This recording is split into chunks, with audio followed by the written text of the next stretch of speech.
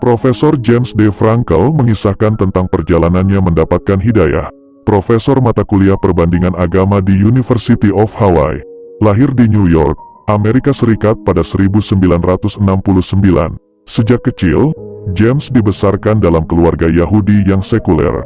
Namun sejak berusia 13 tahun, James memilih untuk menjadi komunis setelah ia membaca buku Karl Marx. James pernah punya teman yang berasal dari Pakistan bernama Mansur. Sahabatnya itu memberinya Al-Quran dan menyuruhnya membaca. Mungkin inilah saat pertama kali James bertemu seorang Muslim.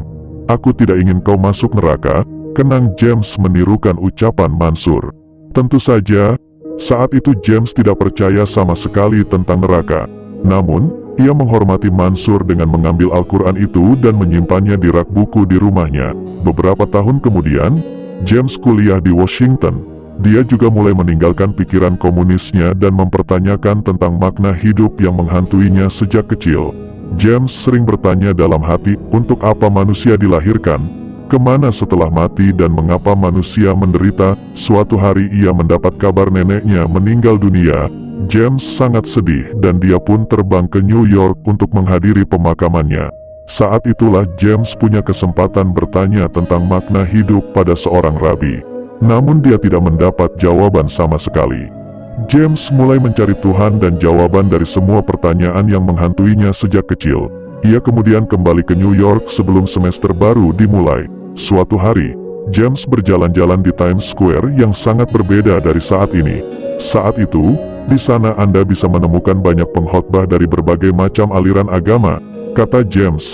James suka mengobrol dengan salah satu dari mereka tentang agama, tentunya dengan sikap skeptis.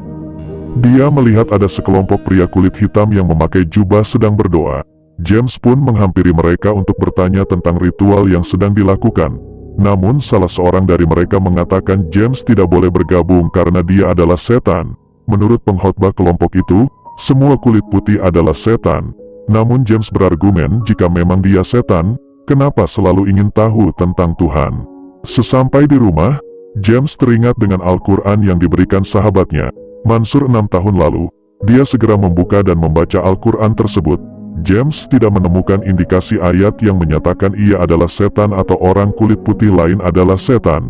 Dia terus membaca hingga tertidur dan membaca lagi saat dia terbangun keesokan harinya.